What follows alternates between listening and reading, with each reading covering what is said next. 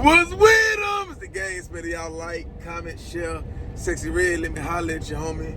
First of all, I like how your career going. The success that you having. Your likeness, your realness. You really living your raps. You got a good attitude. Like everything, I ain't really got nothing bad to say about you, right? But it's a problem that we need to fix. They can make you a lot of money, and it's causing you to lose a lot of money and a lot of opportunity, right? Sexy Red, I understand. You from St. Louis. You from the north side, right?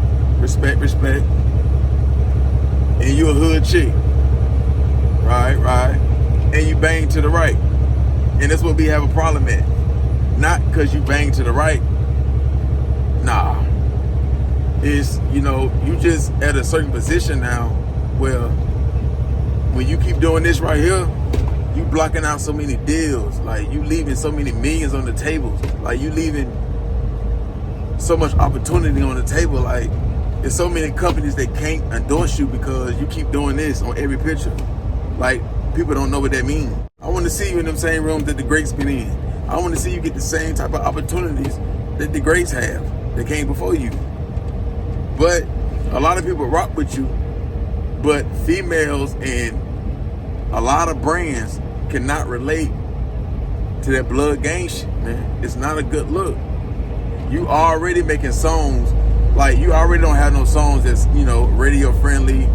Like if Camilla was to invite you to perform, what song can you perform? It's too, you know how you come. And I ain't saying you gotta switch that up. But you wouldn't have to work as hard as you work as an artist. Not saying that you don't like doing what you do, but wouldn't it sound nice if you could make 50 million per year or an extra 30 million or 20 million off of endorsements, and this company sponsor you and you get this deal here and that deal there. You get to perform here, you get to perform there. You know what I'm saying? Like, you already come dressing like strippers and prostitutes, which that fit your image. You already rap like that too, which that fit your image. Don't add on to it by throwing up gang signs when women and these businesses, these corporations, they can't relate to that. They can't relate to that. You see Snoop Dogg, you don't see Snoop Dogg keep throwing up the C's and all that stuff. He wouldn't get them endorsements. He wouldn't get them endorsements with, yeah, he'll wear the blue rag and stuff like that, but he ain't gonna keep throwing up C's on every picture. See, Snoop, he done mastered to know when to slide the gang signs or the flag in certain situations and certain setups. You know what I'm saying? But he not gonna just do it on every picture. He ain't gonna do that. Like in the beginning of his career, in the mid, he was really cripped out. So, Sexy Red, you gotta go through what you gotta go through first. You gotta get that shit out your system. And then you gotta learn how to, you ain't gotta stop. Just turn it down. Let's get in the door with the endorsements. Let's get in the door.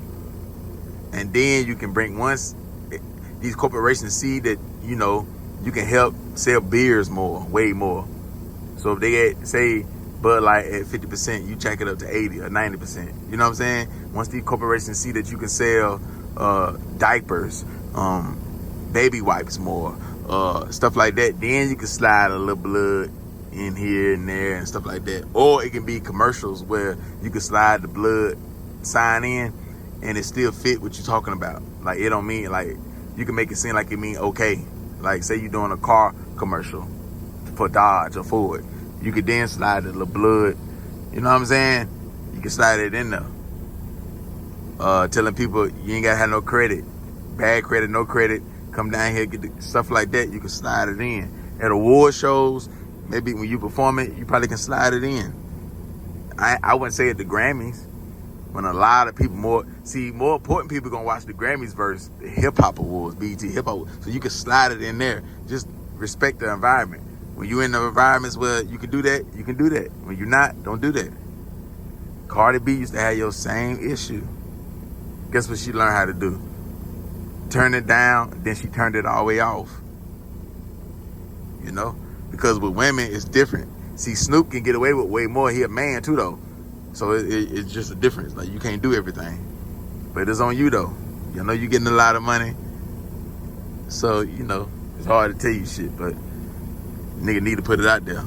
We know that you banging. We know that. But come on now. you leaving a lot of money. Because when you make a lot of money with endorsements, it don't drain you out with rapping and doing shows. You don't get drained out with that, doing tours and stuff. You ain't always got to do that. You can turn a show, you can turn a lot of shows down, even if they paying what you want them to pay you. If you don't feel like it, because this endorsement right here paying you $10 million. You know? So, like, if you care about stuff like that, like, if you don't care, then keep doing what you're doing. And then, like Cardi B used to do what you did. When she first came in the game, when she first got on, with the Bl00d yellow and all of that, she used to always say she a blood and do this right here over her eye, stuff like that. And then somebody gave her that conversation, like, hey, you can't do that no more. Turn that down. That's why she don't say, she's still that, right?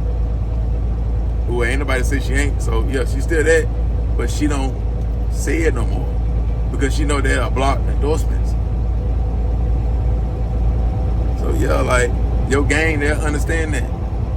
Let alone they can, all it takes for one of them gang members in St. Louis to say that you supplying them with guns and you giving money to them for narcotics and all this shit there. If you fucking with niggas like that. But if you're a gangbanger, you always gonna have to fuck with them niggas like that. So you still got that. Cardi B could have got caught up in the RICO with what's her girl name? What was Cardi B best friend name? Star Brim. Hey, you see 6ix9ine when he testified, he mentioned Cardi B name, saying she was a blood. Nigga, do you like that? So you gotta be real careful on that. It's not needed for your image. You don't have to do that to show respect to your set. Like, you could just make sure they straight, tap in with them. You know what I'm saying? Don't get bigger than the program, and just thug it like that. And they'll understand, like, yeah, I can't do this. For me to get to this level and get in these rooms, I can't keep doing that. I can't keep doing that. So, yeah, it got to be somebody in your corner telling you that ain't nobody called you and told you, like, you need to turn that shit down. Every picture, you don't have to do that. Then the other picture, you doing this right here. Come on now, they ain't. That's not a good look. So she throw up. She always shooting at the camera. She always throwing up gang signs. Come on, man, like. Because I'm telling you, while you in your prime, you want to make the most money that you can, Sexyy Red. There been plenty of people in your spot making the same type of dollars that you making, having $300,000 weekends, $400,000 weekend, $500K weekends, $700K weekends, and they fall off. Fans flip on you, especially when you're not making timeless music. It's for now music. It fit this generation music. When I say this generation music, I mean when you build your catalog, it's not gonna be. And when I say you, I mean anybody who make this for now music. Your catalog not gonna be worth the same amount like a Beyonce's, like a Eminem, like a Cash Money catalog. You know what I'm saying? Because you don't have them records that they gonna want to play 20, 30 years from now, because it's not gonna fit. Fit meaning like where they put your songs in movies 20 years from now, where they put your songs in the arenas when they playing when sports going on, football game, basketball game, wrestling matches and stuff like that, boxing matches, where they play your songs 20 years from now.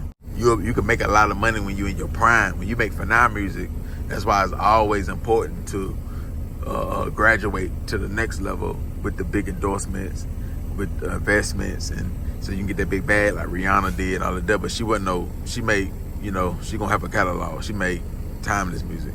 You see what I'm saying? So you already was turning down shows because they ain't paid what you want them to pay. Like, nah, I get all that money. Don't be turning down no bags, because you never know if you got to go back down to that, and them same people, now you want that bag. So say you getting $250,000 a show right now, you can say something or do something where people turn their back on you, or you can just fall off and people don't support you no more. And now you ain't really doing arenas no more or tours no more. You back in the club, and the person you turned down for $50K, he ain't fucking with you no more. He like, fuck you. You didn't have no endorsements like that, because not the ones that really pay a lot of money. Like, you know what I'm saying, where you ain't really got to do too much more because of your image. So I don't know that you got to do that, because gang ain't telling you to do that, but every time you do that, you just running off millions and millions of dollars. And what'll really fuck you up, if one of them companies did an interview with $1 Million Worth of Game or Club Sexyy, say Bud Light, the beer company, did an interview with Club Sexyy, and Shannon, he asked the CEO of Bud Light, he say, what made you want to use Eminem for Bud Light? They'll explain why they wanted to use Eminem, but what'll fuck you up is if he say, we really wanted to grab Sexyy Red first, but I had got a call saying she affiliated with Bl00d gang members and she always throwing up gang signs, and we can't attach that to our brand. We can't attach that. We don't need that backlash. And we had a nice check for her. Shannon here say, how much was it, if you don't mind me asking? We were gonna pay her $12 million. We were gonna pay her $12 million for 2 years. Y'all was gonna pay her $12 million for 2 years. And she could have negotiated for more. We was willing to, you know, because we really wanted her. I really wanted her. But I ain't had no knowledge of all the gang signs and the gang affiliation. I didn't have no knowledge of that.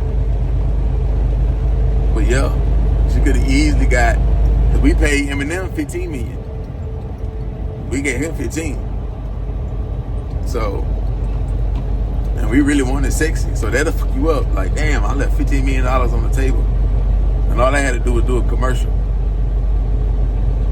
You know what I'm saying? Like, and sometimes have it like in my videos or whatever. Man. And then another company, you had another opportunity. They say something. Because this endorsement deal would have got you the next one. You got to think like that. Like getting sponsored by Pepsi or Deer Park Water. And then other companies, they seeing all the money you making them. Hell, they're going to want to reach out. Whether it's a smaller bag than that, because they can't afford that, or it's a bigger bag. I'm telling you, man. So they'll call the next female. Who else we can call? They got a lot of fans and a lot of pull. But we got Lotto. She don't do no gang stuff. We got Glorilla. She don't do no gang stuff. And they got a clean image. They ain't got no, as far as like their face, they ain't got no tattoos on their face and shit like that. So it's a cleaner image. So you got a lot of stuff against you. And I know you don't care. I know you don't care. I know. I understand. I get it. I'm just saying, like, think about that. Just think about that. Because Snoop Dogg damn sure cleaned up his. He been gang banging way longer than you. He turned that blue shit down. There ain't no disrespect to the 20s. And he a rolling 20. Yeah, there ain't no disrespect to them. Or what is, I don't know. I don't want to disrespect his set. I don't know if he rolling 20s or 60s. But I think he did say he was 20 on $1 Million Worth of Game. Y'all correct me if I'm wrong. But yeah, man. Because when Snoop Dogg came, when he performed at the Super Bowl with 50 Cent, Eminem, and Dr. Dre, the Super Bowl was mad that he was crip walking, and I don't know if he had a blue rag on him, but they was mad that he was doing that crip shit there. They said never again. So you don't want that to be you. A company, they finally give you a shot, and then when you do the commercial, you do this. Or every time you endorse that company, you doing this and doing this and all that stuff. Come on now. But at the same time, though, I do understand you go to the Super Bowl and you perform and you still do it, because it ain't guaranteed anyway that you'll get a second chance to perform anyway. I ain't seen too many times where the artist then came back and performed twice. Like they performed this year, 5 years later they come back. Especially with a rapper, you know, maybe with country singers or something like that, but nah. So yeah, I can understand that, repping that. Like, yeah, we made it. We made it to the Super Bowl. Yeah, you had to do it. Since Snoop did it for the Crips, my fault. You had to do it for the Bloods if you did make it. You had to. So ain't nobody did it for the Bloods. So yeah, the Crips that made it to the Super Bowl. So yeah, you had to make that mark. You know what I'm saying? So yeah, you can scratch the Super Bowl. You can do the Super Bowl. I ain't gonna lie. But yeah, all the other stuff though, yeah, just turn that down. But I understand if you don't care. You're still a millionaire. You're still gonna do your thing, you know. But it's just something to think about. So yeah, man, that's all. Y'all hit that like button. Y'all hit that comment section. Y'all let it be known what y'all feel about that right there, man. He was with him. Come.